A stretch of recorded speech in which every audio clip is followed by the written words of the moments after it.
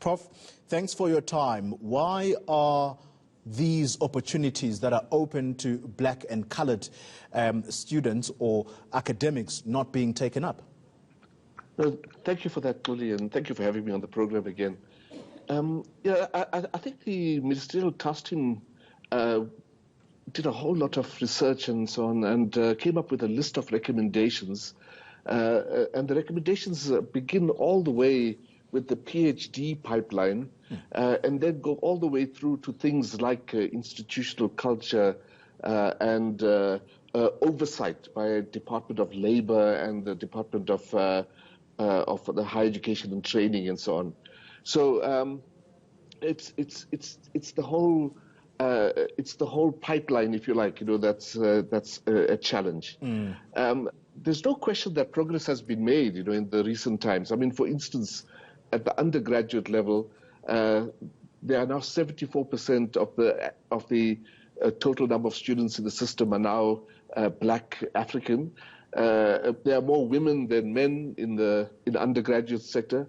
But as you go through the pipeline, as you go through masters, PhDs, and then lecturers, junior lecturers, all the way through to professors, you see this gradual kind of shutting down of that pipeline, if you like.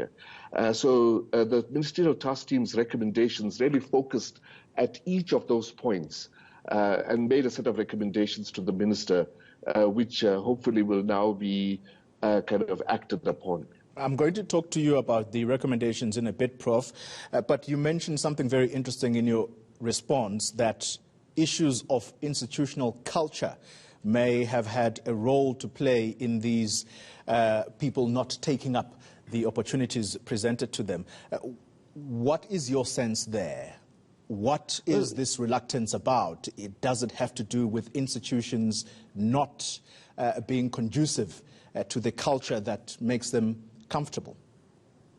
Yes, and I think that, the part of the study that was done was to listen to voices, of people who clearly felt that they were kind of prevented from making progress, if you like, and that came through very loudly. That very often you would find somebody come into the system as a lecturer who came into the department with many senior members of staff and felt unwelcomed.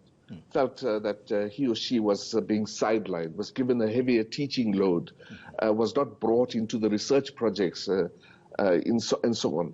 So the issue of institutional culture is fundamental to the issue of transformation, it seems. Yeah. And the recommendations then, Prof, to try and fix this problem? Yeah, so it starts, the set of recommendations start with the issue of the PhD pipeline. It's saying there needs to be much more focus on trying to ensure that young black South African women and men get into the doctoral pipeline, so that we get more opportunities for young people to come into the academic system. Then it goes on and begins to look at the issues around support, that once somebody is appointed as a lecturer, and by the way, we've made very good progress on that too in the system. But there isn't enough support for those people to become first-rated researchers and so on. So that's the second element. So what kinds of support can universities provide to lecturers when they come into the system? Thirdly, it's all the issues around structural racism, structural sexism, and so on. So, for example, a simple example would just be when women take to rear the child. That's a huge impediment to their progress, it seems, at this point in time.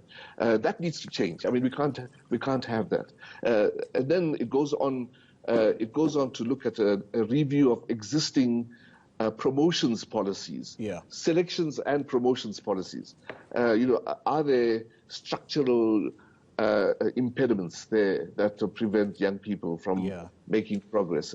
Prof, I perhaps want to give this discussion a living example. You spoke about lecturers not being given support, and one name comes to mind with a report that has just been released around the circumstances that led to him basically committing suicide, and I'm talking about Professor Bongani Mayosi.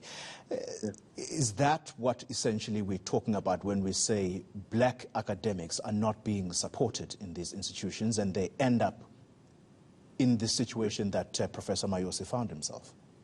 I think that, I think there are two aspects to that. The one is clearly the idea that there's some structural approach, that as a young person comes into a department, that there's support for that person to get into the academic, into the academic track, if you like.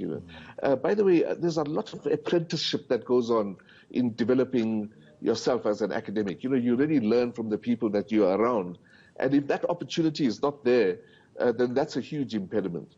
And of course, the other side of it is that when some academics feel stressed, when they feel that they are not being, not being heard to and so on, then you also need support. I mean, people need to step in and support individuals.